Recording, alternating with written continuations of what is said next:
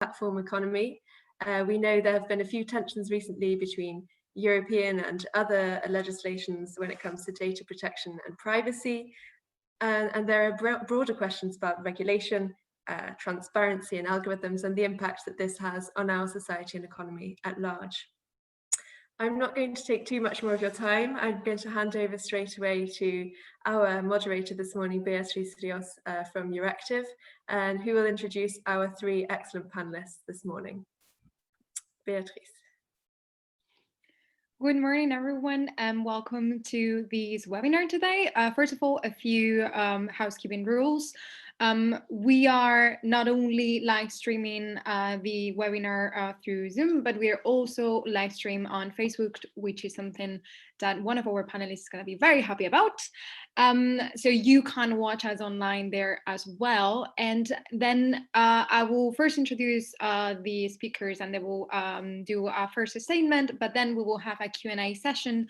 So I encourage you to ask your questions, to participate, so that we can have a very involved conversation with all different people that are joining us today for the webinar. And without further ado, I'd like to introduce, well, first of all, I'd like to tell you a little bit more about the topics. So as you know, the platform economy, the digital economy has become more and more relevant in our world.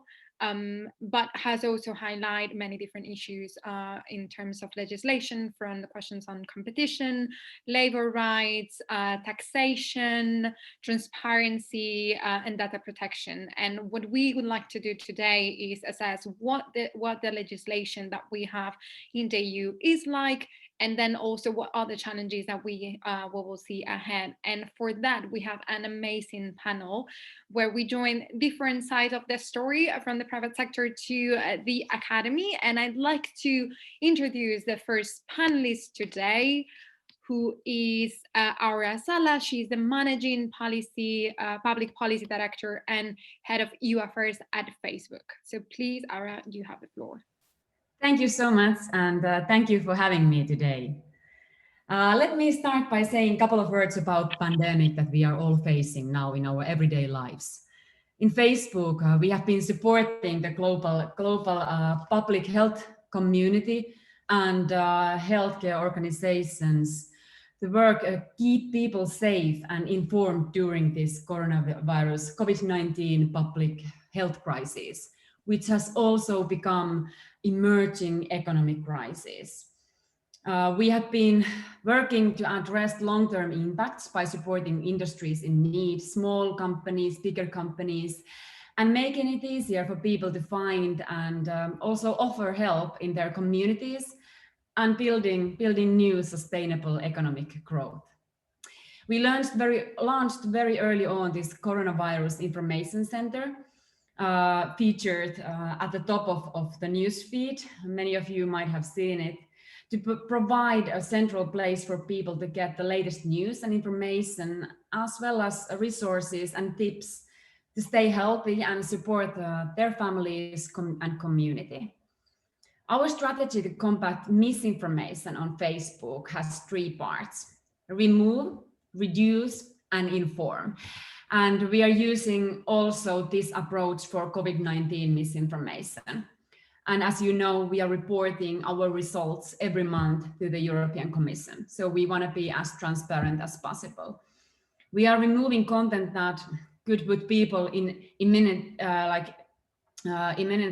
physical danger.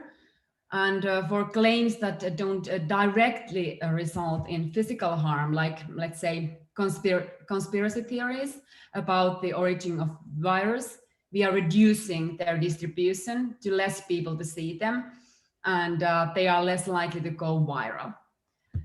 And once fact-checked, rate something as false, not only we reduce its distribution, but we also inform people with more context and right information. Also, we have been giving these free ads to healthcare organizations and governments, and also like for the European Parliament and our fact-checking partners as another channel to distribute accurate information. In all, we have directed over 2 billion people to expert health resources from health authorities to our COVID-19 Information Center. And these educational pop-ups you might have seen on Facebook and also on Instagram, with over 600 million people has been clicking through to learn more, which is actually quite remarkable. For us, it has been very important to use research data, and we have been teaming up with the World Healthcare Organization, as well as with World Bank and, for example, Copenhagen Economics, to understand better the impacts of this crisis. And we use our Data for Good program to help researchers and civil society understand patterns of the pandemic, like disease prevention maps or density maps. So those have been quite widely used by researchers. And we know that social media can be the driver of growth, and particularly for small businesses. We have identified that we have approximately 25 million businesses using our platforms in Europe. For benefits for them, using our platforms are, for example, reducing marketing costs, access to larger, wider audience globally, and doing their business during these very difficult times. We wanted to develop new products and toolboxes to help particularly SMEs in Europe to get through this crisis. And we built up this SME Resilience Hub with resources, training. We gave 90 million grants for small businesses, and we launched these new Facebook shops. And we can see that many companies came to us telling that they could do their business throughout this crisis using different tools and apps on Instagram and on Facebook. And maybe many of us has been supporting their local cafeterias or businesses through these apps. So we want to be part of the solution, supporting Europe's sustainable economic growth. On different note, I want to address something that is very binding and very timely.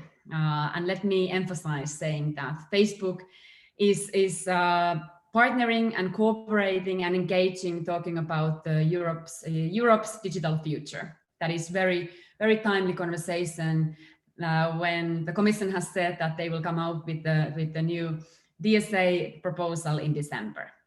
And let me say that Facebook is in favor of regulation. We understand the importance of the debates about the size and the role of technology companies like we are. We understand the criticism and questions about how data is used and shared, what content is and what isn't acceptable online, and how the integrity of elections are protected. We recognize the key role of democratically elected decision makers like MEPs in the European Parliament, their key role in consolidation of the digital single market and defining the future role of the internet. Even though we don't like to talk about the digital single market anymore, the whole market is digital nowadays. But we support this work and we want to engage with you even more. We believe that online platforms need to take more responsibility, and we are willing to do that. We support EU-wide comprehensive regulation framework that addresses both illegal and harmful content, that contains rules and responsibilities for platforms, and encourages us and other platforms to take proactive steps to keep users safe and respect fundamental rights. And I must say that our experiences show that political ads is an area where we need clear rules set by policymakers at European level. Those rules should encourage more transparency and avoid fragmentation in the EU, because as we know, we need more harmonized and enabling digital, I'm correcting myself, European single market. And we want to partner with decision makers to get this right. It is important that new regulation is supporting free expression democracy, and privacy when we are forming the new rules of free internet. Because we can see the alternative in the Chinese model of internet. One that is based on very different values: state control, censorship, surveillance, and also like separation from internet as we know it. If I'm thinking at the very nature of the EU, with the Commission, Council, Parliament, and all 27 member states around these policies, I think it's we are very natural place for developing a digital policies with global relevance, right? And there is no other region that could really do it like we do. But we also understand that it comes with the responsibility. And EU decision makers have said that one of their main goals is for Europe to compete with the US and China in tech. I would like to say here that yes, it is a possibility that the next tech giant could emerge in Europe, especially if our policymakers will focus on creating the right conditions for tech to thrive. What does it take then? I think that the key ingredients seem to be the top quality of talent. I'm speaking about skills, a large and free domestic consumer market, deep and liquid capital market. I'm really happy to hear that Ursula von der Leyen also emphasized the Capital Markets Union on her State of the Union speech. And also climate for entrepreneurialism. We need these top universities to remain in Europe and also flourish in Europe. We need research and culture of experimentation and innovation. And above all, I think that EU companies can only succeed to grow if there is a global marketplace to continue to thrive in. For these conditions to prevail, Europe needs to look inwards at what it can do to create a more fertile ground possible for tech innovations. And it needs to look outwards at the challenges that lie in wait for European companies in the rest of the world. My final point here would be that EU decision makers need to complete the grand project of the single market. It is the greatest boost to European tech, and also I would put the emphasis to the word enabling regulation, enabling place to flourish for new innovation and new companies. And also like for these tens of millions of customers and us users of tech in the European Union. Thank you very much, Aura. I'm sure that the European Commission is very happy to hear that coming from Facebook. One of the things that you mentioned that I think is going to be very interesting for the debate is the question of the fragmentation of the regulation in the single market, because it's a question that has been addressed many, many times by EU leaders. They are meeting today, and that's one of the things they're going to have on the table. And sometimes we don't realize how in the digital economy that's key, because there is no borders when it comes to digital economy, but that applies to other issues as well. I would like to introduce the next panelist, who is Stefan Larson. He's a senior lecturer and associate professor in technology and social change at the Lund University in Sweden and an affiliate research at Heras. Please, Stefan, you have the floor. Thank you. I'll be sharing some slides. So I hope you see them now and you see the first screen, perhaps. First slide. Yeah, my name is Stefan Larson. I'm a lawyer.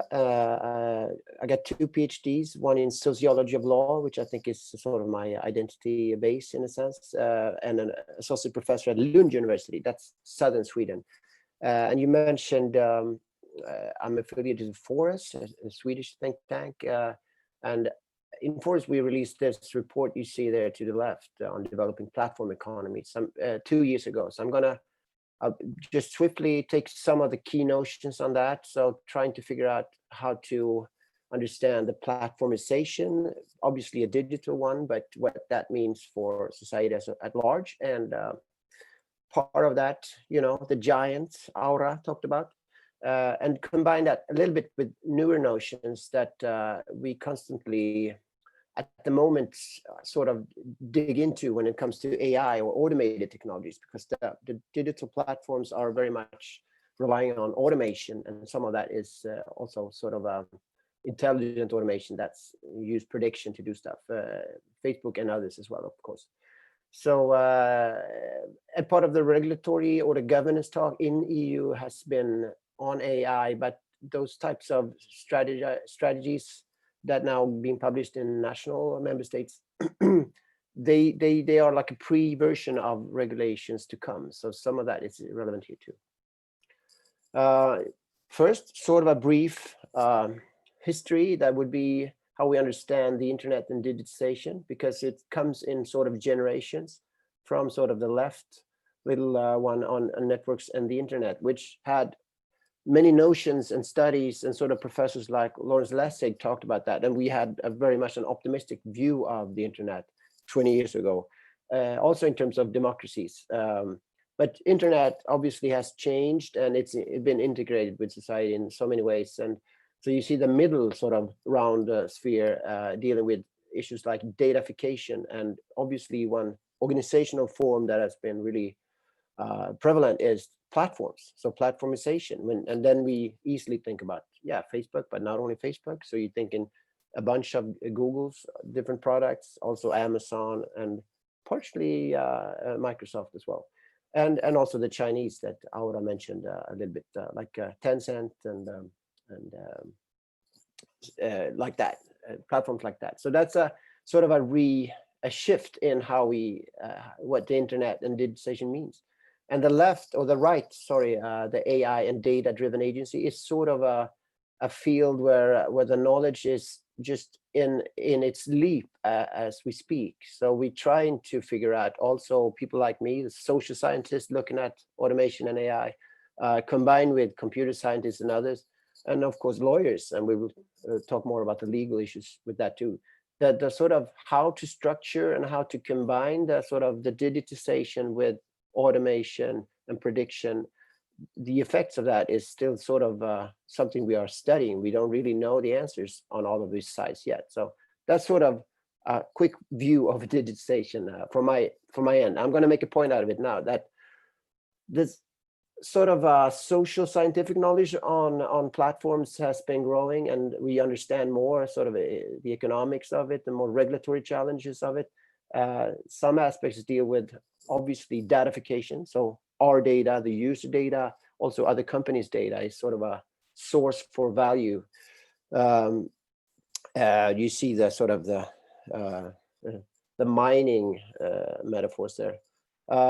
Scalability is always on the table in a sense, but scalability in this sense is always connected to automation. So if you want to administer a platform that deals with 2 billion users, you need to be pretty wise in how to use automation, which is always a struggle, because automation means that you don't look at each and every case, you don't look at each and every publication, you just try to figure out the sort of normative way to automate the assessment of what people are saying, doing, or behaving on the platform. So that's connected. And maybe like Aura's point was that even if we early on thought about it as a digital thing, only separated from sort of the non-digital things, this sort of platform logic is stretching into everything from urban transport to obviously how news get distributed. Increasingly health also becomes e-health and sort of platformized, and you can see you see that in some of the mergers, like Google buying Fitbit and stuff like that. That means that health is on the radar. You see Apple and Google collaboration on COVID. That means they're on that, it's on their table in a sense. But also obviously ad tech, which is very much Facebook, of course, but Google's as well. Those types of sectors have, some of them have changed already. Some of them are more in the transformation. But it means that the importance of figuring out also the regulatory sort of balancing is increasingly important, because it's not just online, it's sort of touching all aspects of our markets. That's sort of the core argument here. But if you combine them, the platformization, scalability, automation, including stuff like prediction and automated recommendation systems for consumers, or possibly pricing, individualized pricing that's automated, stuff like that. Then you deal with a bunch of challenges, and some of the challenges will be, this is my last sort of slide, to some of the problems or challenges that I see would be also found in some of the literature. I focus on sort of the competition literature. I'm hoping this will be a link to our next speaker as well. But some of the challenges would be that when you have dominant platforms that are really big, they create sort of the market for others, which is very relevant for competition and innovation. But it means that they put themselves in a position where they have power over sort of regulating the others in an informal way, but very much a coded way. So whatever market that is being made by a platform means a sort of a regulatory stance within that platform. And then, of course, from a competition perspective, some of the challenges would be if you have a market maker that's also competing on the same market, which is some of the competition cases we've seen when you have search engines also having products that are being deemed relevant in that search engine, or like Amazon retailer providing market sort of infrastructure for many other retailers, but also as a retailer. So that sort of balancing that you have to deal with is very much, it's a hard game and constantly under scrutiny from a competition policy perspective. And what happens in that field will determine sort of the possibilities for competitors. So that the whoever entity wants to enter a market will depend on how sort of the platforms guide or govern their own market. I notice in much literature dealing with I don't see, it doesn't seem to be really ready or finished. There is a conceptual challenge going on with regards to zero cost, where one side of a multi-sided platform is free for users or other sort of companies, but money or the value is being sort of cashed out on other sides of the platform. The problem from a sort of a competition authority is to value, how do you value a free service when it's part of something bigger that's very much not just for free. So that's a conceptual challenge, I would say, which will also on national level competition authorities are struggling with. So that's what I feel more a call towards research on that side that needs to be done, I think.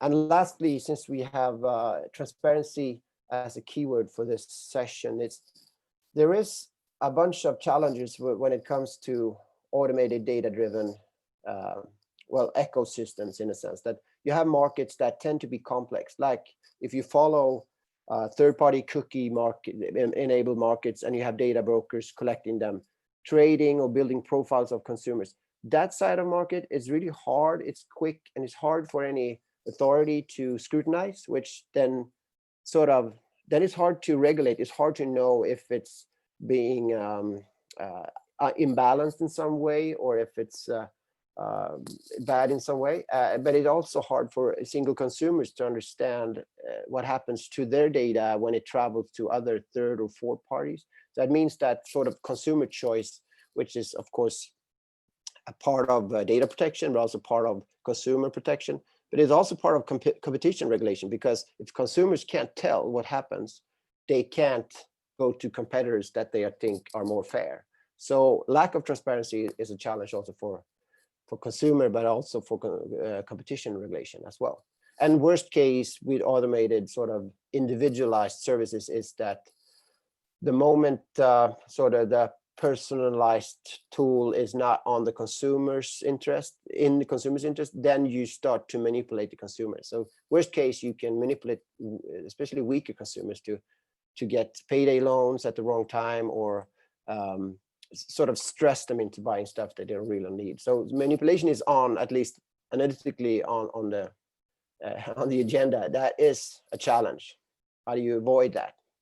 Because we like the sort of the beneficial personalized stuff. We want stuff that's relevant for each and every one of us.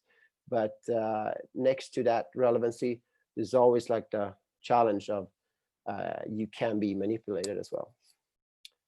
So that would be some of the challenges. Quickly, history of the internet, look in all legal areas, and I'm looking forward to the panel and the next speaker. Thank you very much, Stefan. It really is a great bridge to talk about competition policy before I introduce the third speaker.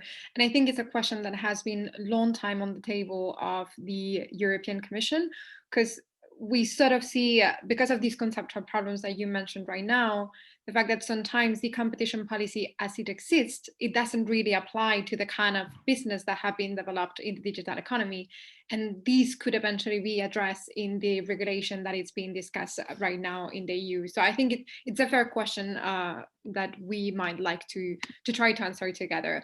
And for that, to have an introduction to the question of competition, I'd like to introduce the third speaker, who is Teresa Rodriguez de las Heras, who is an associate professor of commercial law at the Universidad Carlos III de Madrid, and member of the expert group EU Observatory on the online platform economy that actually the Commission set up precisely to work on these issues.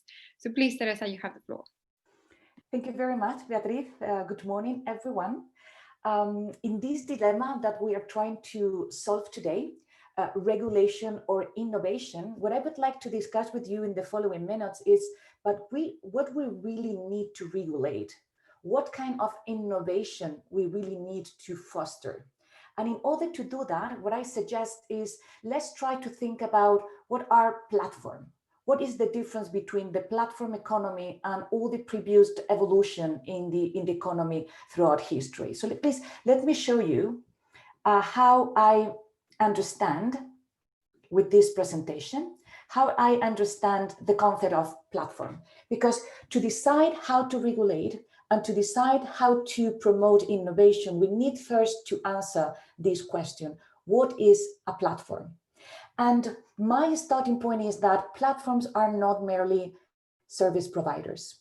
So if we try to apply the traditional, the conventional method and approaches that we have been using for the purpose of promoting competition or ensuring the stability of the market where natural or conventional product and services has been delivered and carried out, we are definitely misfocused the problem.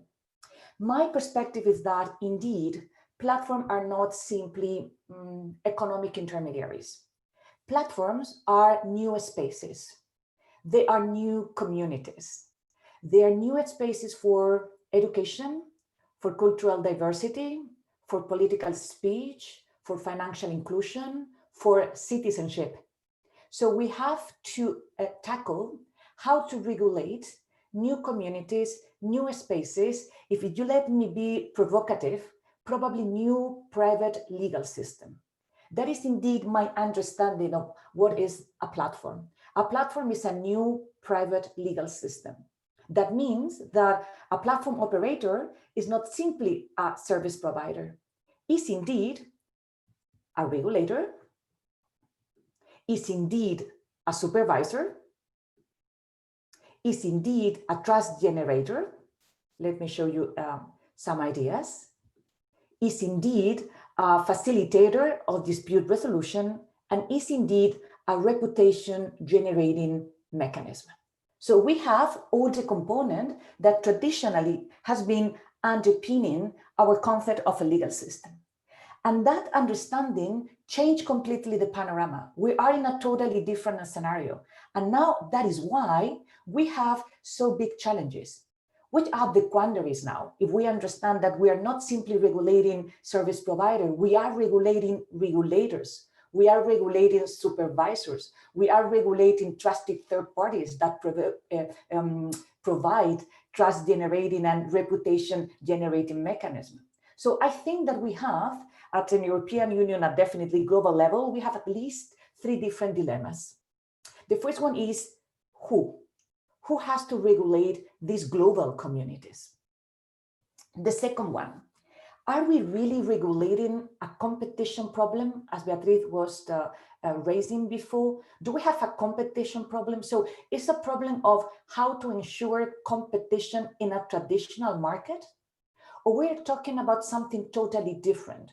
We are trying to ensure that these communities are regulated in a way that is fully aligned with our values, with our fundamental right, with our element defining the specific society we are. So can we apply simply a competition law approach when we are trying to configure how these new communities, new spaces of citizenship, new spaces for political speech, new spaces for cultural diversity, is enough, the competition law? Or we need a different approach? Is this different approach a regulatory approach, as the one that has been very, very slightly adopted in the regulation platform to business? So regulating in particular terms and conditions, a specific decision within the context of the platform. And the third quandary, to finish with my intervention, is should we use liability as a mechanism to ensure that these platforms are going to adopt right decision in regulating, in supervising, in removing digital content, in selecting and preventing illicit and illegal content? Is liability a good mechanism? As you all know very well, at the moment, we are applying the transversal safe harbor regime applicable to any digital intermediary, including platforms. So we have a background that is the safe harbor that was adopted, as you know, in the Electronic Commerce Directive. Then we have some attempt to modify this system with sector-specific provision in the Copyright New Directive and also in the Audiovisual Media Directive that try to include or incorporate new duties on the platform. But my question to you is a good idea to use this private law solution, liability, in order to promote this right, this fair, this legitimate attitude and behavior of the platform in regulating and managing the communities? Because indeed, if we change completely this panorama of the intermediary liability regime toward a more or higher accountability and responsibility, and maybe also legal liability of the platform, at the same time, we are clearly signaling to the market that we are expressing increasing confidence on this platform operator. Because indeed, if they are liable, they are going to take care of the content. They are going to adopt decision. They are going to interfere in the decision of the users, in the activity of the user. In a way, we are reinforcing this capacity, this possession of the platform operators to regulate, to supervise, and to prevent. So we are in the moment in a quandary. We have very, very important challenges to tackle. And in my opinion, the reason why this is a great dilemma is because platforms are not simply service providers. They are not simply market competing in a market. They are communities, not competing, coexisting in a bigger global community. Thank you very much, Beatriz.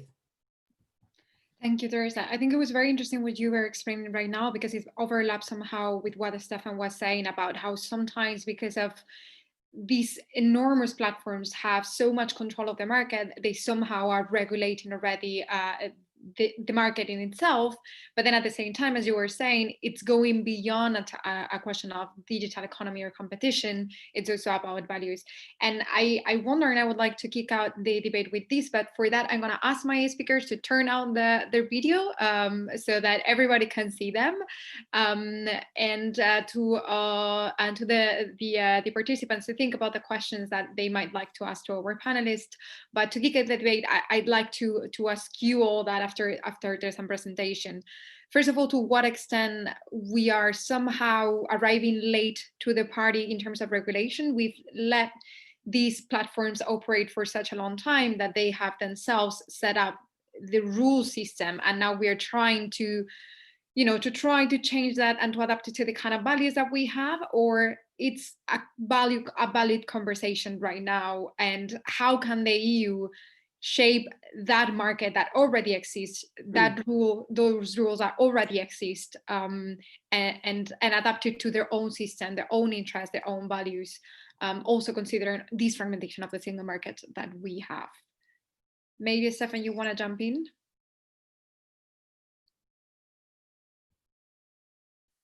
I think it's I think we've lost Stefan. I'm back.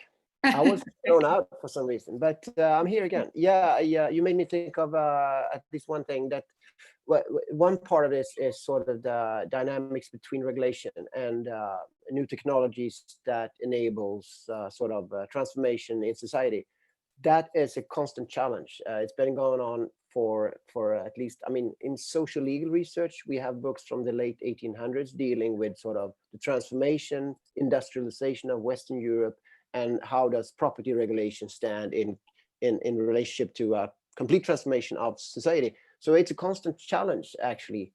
And to some extent, you can't really regulate on beforehand, just envisioning whatever sort of market will be developing. So understanding how automation and platforms and sort of the use of our data, what that would enable, what types of markets, and regulate them before they show up, that's very hard, and it's probably impossible. The only thing would be then maybe regulation should be figuring out ways to be more swift and more sort of keeping the ears to the ground. So whenever challenges comes up, the sort of the intervention should be more quickly. I'm thinking in terms of also the AI debate going on right now, that we talk about challenges with fairness, talk about challenges with transparency, and also accountability, which deals with automated predictive tools, learning from and gaining agency. Basically, stuff gets agency, and some of the regulatory challenges there are already in place when it comes to data protection and anti-discrimination, but some are not at all in place. And currently we talk about ethical guidelines to a high extent, which is like a not law, but it's an idea of government, and it's moving quicker than traditional lawmaking. So that would be an innovative way of regulating. But the question in there is always, okay, what do you pinpoint? What do you make law out of? Sort of receiving a method and a hammer to the principle, in a sense. I'd like to So have it's a constant challenge, yeah. I'd like to have also Ara's opinion on this. First of all, because in the end, Facebook is a global company, so you have to adapt to different regulatory systems. But then at the same time, you're constantly innovating as well. So you face those challenges. And you yourself was saying, sometimes it might be actually easier to know what the regulation is, so we can actually adapt to that instead of having to wait and see. Of course, you can never predict, but then at the same time, as Stefan was saying, sometimes we're so slow in putting together the regulation that it's already updated the minute that it's enter into force. So how do you see that, Ara? Yeah, that is problematic. If we think now, for example, this e-privacy directive that comes from 2002, and yeah, it was reviewed 2009. And now, because of this European Electronic Communication Code, that we become a telco 21st of December, I think this is a good example of that we have an old directive that that now is forcing us to, for example, not to scan anymore very harmful content. I'm speaking about child pornography here. And yes, and now Commission is waking up all of a sudden and proposing this interim regulation and trying to push it through the co-legislators in a couple of months. And it's just a really like a bad good example of very old directive that comes into force to a new world that has been going on in a decade, like evolving, and we are living in a very new world if you compare to 2002, 2009, and now 2020 or 2021. So in that sense, yes, I am very worried how slow these regulatory processes, legislative processes in the EU are, particularly because we are living in a rapidly changing world. And if you are looking at the digitalization, it will go so fast that I hope that the EU is rethinking a little bit how it's doing its regulation. And actually, I would like to ask Teresa, because now that we're talking about regulations that are entering into force and whether they are adapted to the world that we live in, the regulation on platform to business relations entering into force very just a couple of months ago. You're part of the Observatory. how do you see this regulation? How have you followed the process? Do you feel that that regulation is actually adapted to the current circumstances? How that address to the issues that business might have? Because this is a question of competition as well. The fact that small companies have been struggling because they have a dependent as well of these big platforms that control data. So do you feel that in this case, we have a regulation that does apply to the world we live in? Thank you, Beatriz.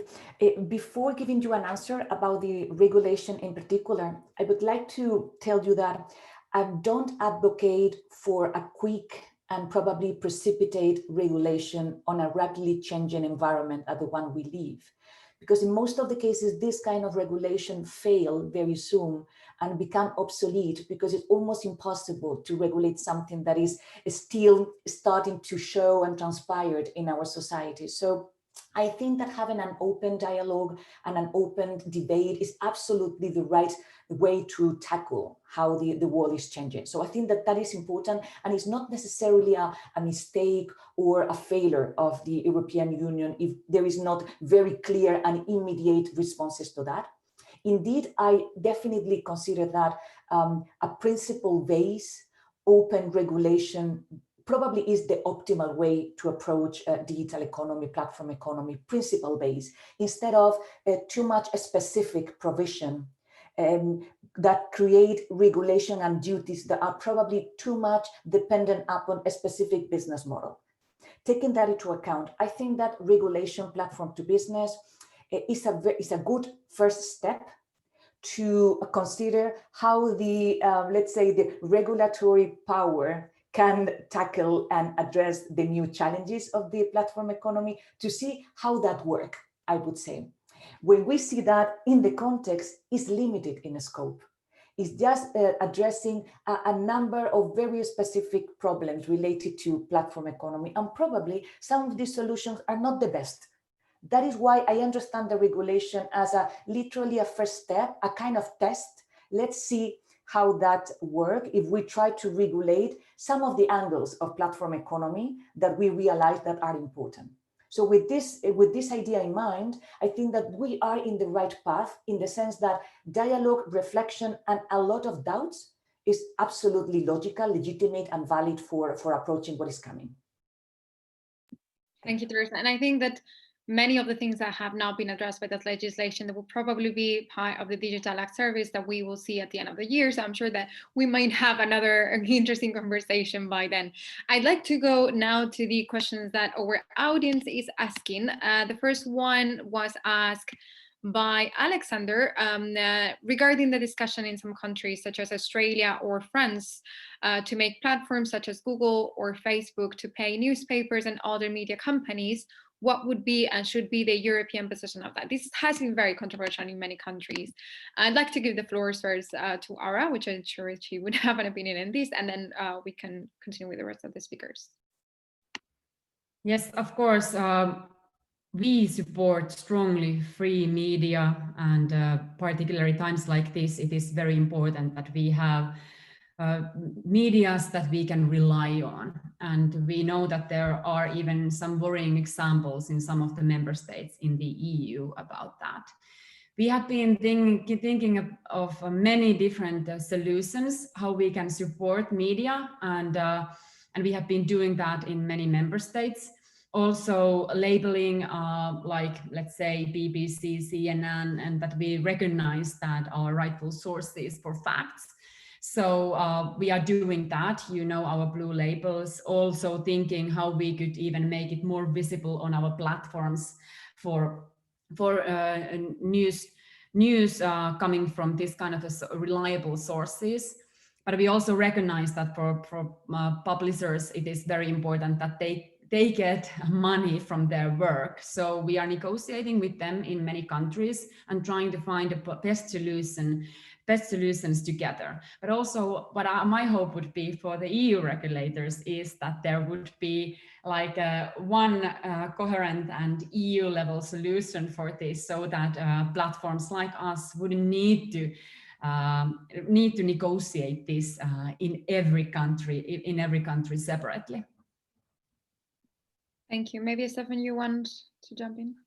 Well, I gotta say, I'm not an expert in what such regulatory allocation of money would lead to, and I haven't looked at the studies on it either. But I would maybe slightly reframe it that one of the problem is not necessarily ensuring traditional industry, but the problem is that we need fact-based, we need good sources, we need good information, right? So that would be. There are probably a number of tools you can use to deal with that, but also not only on sort of EU level, but also on member state level. That hate speech, propaganda, there's a whole bunch of techniques which kind of ruins democratic talk. We have an ongoing investigation in Sweden. They just handed in sort of the report to the government yesterday.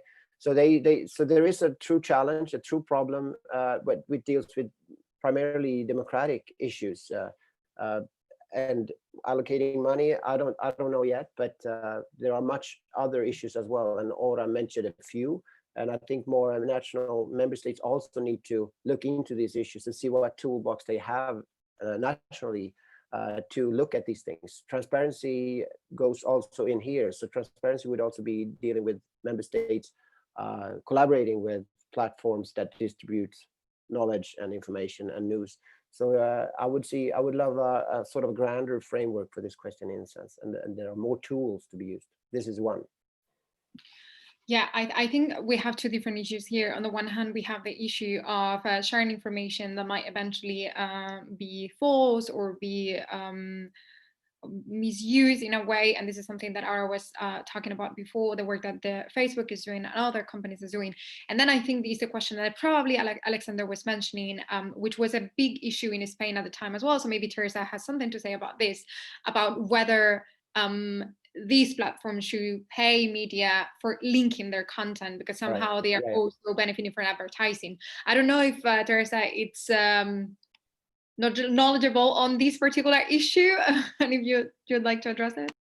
Thank you, Beatriz. Yes, indeed. What I would like to add to this conversation from that perspective that you were mentioning is that we probably should first assess what is exactly the effect that the linking by Google, Facebook, and other big platform has in all the different values that Stefan was mentioning. So the linking by Google and Facebook of newspaper titles and articles, what is the effect of that? Are we promoting diversity? Are we promoting accessibility? Are we, however, diluting, that would be a negative in this case, negative effect, are we diluting the capacity of identifying the credibility of the source? Are we creating confusion? So from my perspective, probably the best analysis, instead of only having the IP right approach, that is absolutely legitimate and valid, of course, without denying at all that important perspective, why don't we incorporate and include other perspectives as well? So what is the effect for the general democracy, the general opinion, the conversation in the society? What is the effect of this kind of amplification and multiplication of article and information with the assistance of this platform? Because if the effect is positive, maybe we have to reconsider. I'm not saying, of course, without paying what is due, not at all, but maybe reconsider how we understand the allocation of certain rights and interests in our society. I think that is the big challenge. That is definitely the big challenge. Thank you, Beatriz. Thank you, Teresa. There's another question that I knew would come up, and I think it's perfectly fair. Mark is asking us to talk about taxes, because one of the benefits of the digital economy is that it goes beyond borders. But that also means that we can be based whenever it's more interesting for us. And I think that's one of the big questions that we've been debating for years already, but it's very much part of the working program of the European Commission this year.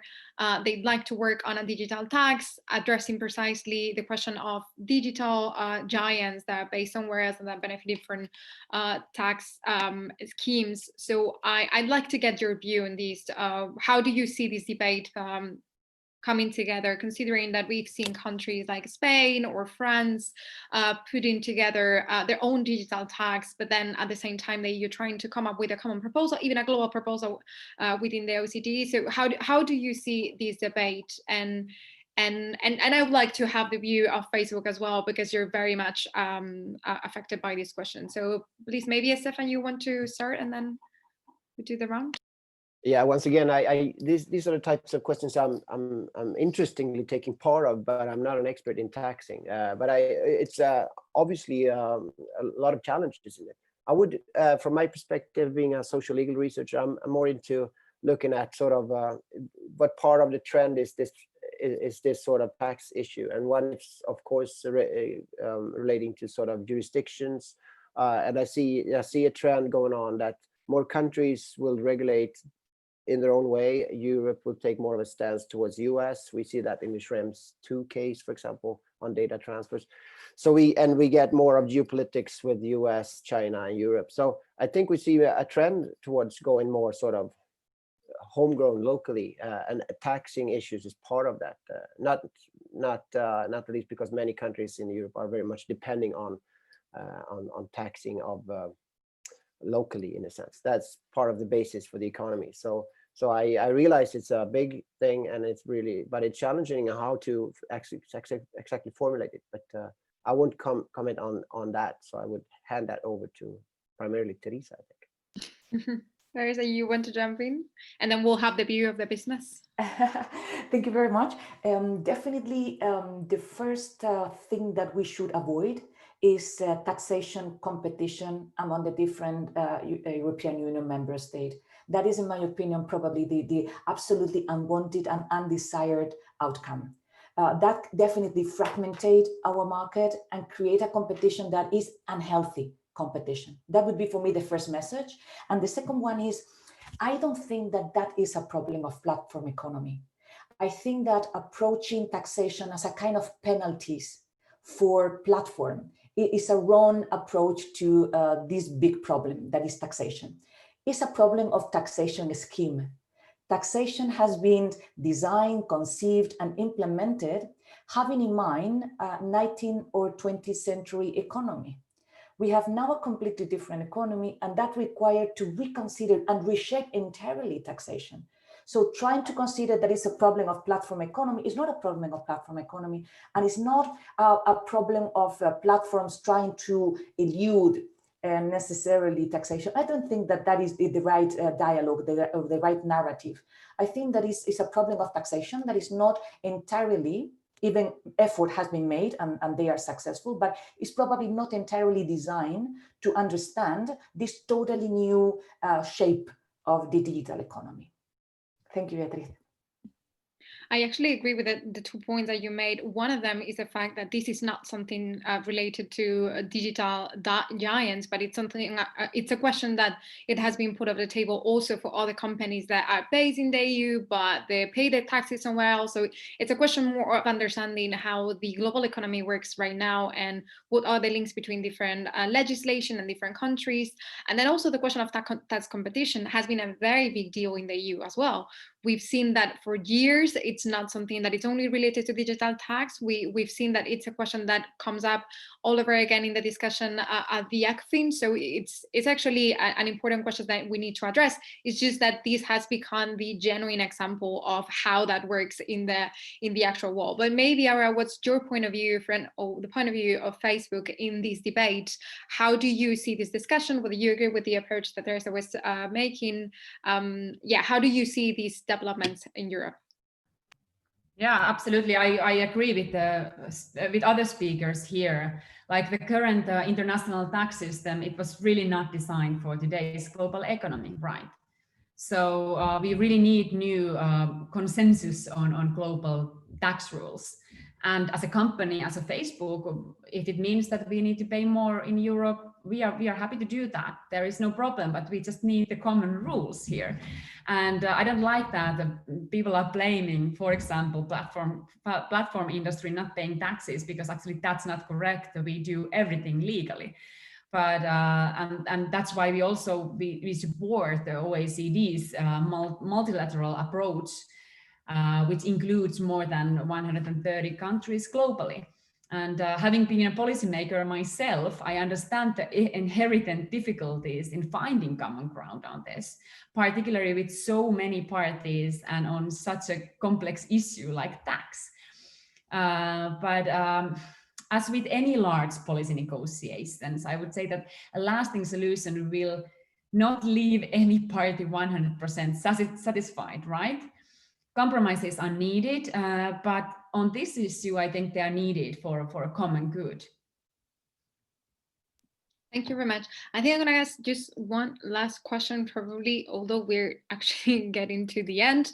I don't know if you've read, but there was a leak published by my former colleague, Samuel Stolton, on Euractiv on the Digital Act Service that was talking about the possibility for to force business like Facebook, gatekeepers, big gatekeepers being Facebook, Amazon, or Google, to be forced to release data for other businesses to make sure that they don't have a competitive advantage in the market.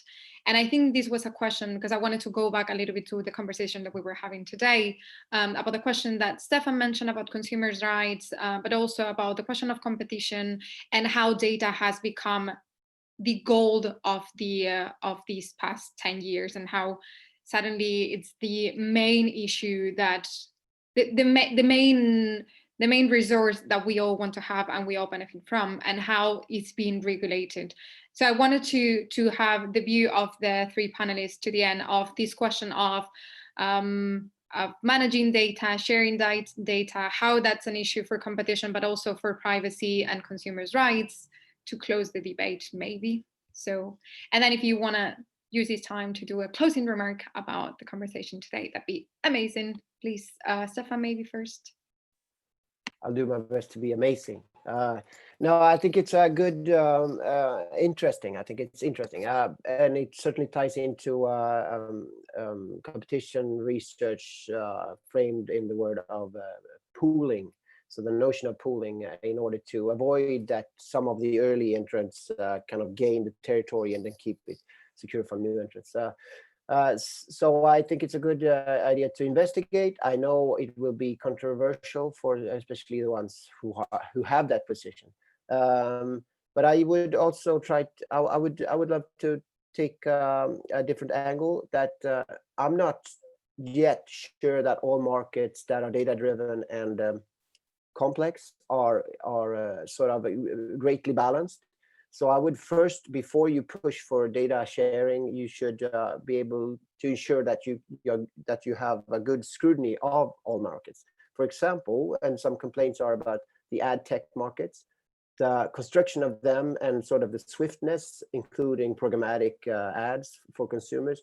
It's really hard for any supervisory entity to sort of look and follow that, and goes into of course, Google and Facebook are part of them, but there's also other data brokers, and there are many different parties.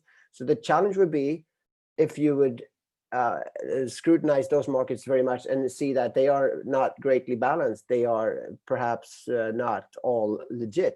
Then if you go for the data pooling, you would risk sharing a not so great market and pushing that data to other competitors, which would be detrimental possibly for consumer rights. So before you push for sharing, you should I think the first step would be transparency and sort of supervision and sort of ensuring that the markets are good. It's a very interesting point. Thanks a lot, Stefan. Now maybe Teresa, you'd like to give you an... Thank you, Beatriz. I totally agree with that perspective posed by Stefan. Indeed, we have to start asking, we understand that there is a data asymmetry in the market, but how this data asymmetry impact on innovation? For example, on the one hand, we see in financial market how conventional banks feel extremely unprotected compared to big tech that definitely control a significant amount of data in order to personalize and provide extremely sophisticated, even a financial service to the user. So on the one hand, we see, okay, that is creating a situation of unfair or disadvantageous competition. But on the other hand, data are is the gold, is indeed the blood of innovation. So if we are just deciding a general data open or data sharing policy, maybe you are undermining all the incentive to invest in high quality data, because data simply in amount, in a huge quantity, doesn't mean anything. You need to invest in high quality data, in implementing, processing, managing, aggregating data. And that required innovation, and that required investment. That's why we have to be extremely careful and very, very balanced in deciding what is going to be the data policy decision that we adopt in the European Union. And Beatriz, as you asked us a final sentence, I would say that it's absolutely fundamental to have this open dialogue on platform, because it's not only a competition law problem, it's definitely more than that. We are defining and shaping the digital future in all the aspects of our society. So it's an important dialogue. We have definitely to reflect on that and discuss further. Thank you very much. Thank you, Teresa. I think it was very interesting what you point about the need of understanding the value of data and how we collect them and how we use them for innovation. And it's something that we have been discussing for quite some time in the EU as well. And I'm sure it's going to be part of the conversation about not only the Digital Act Service, but the whole investment on the digital economy that we have seen as a commitment from the European Commission. I would like to give the floor last to Aura for a closing remark. So you have the floor. Thank you so much. So I would first say that we are waiting for the Commission to define these gatekeepers. So that will be the first thing. We don't know what the definition will exactly be. So waiting to hear that. And second of all, about this data. First of all, I think it was really good that it was addressed here also, that what kind of a data we are talking about. Are we talking about personal data, raw data, metadata, and von der Leyen speaks now about industrial data and so on. So that's another definition that needs to be made. But my point here is really that we need to be super careful when we talk about sharing data.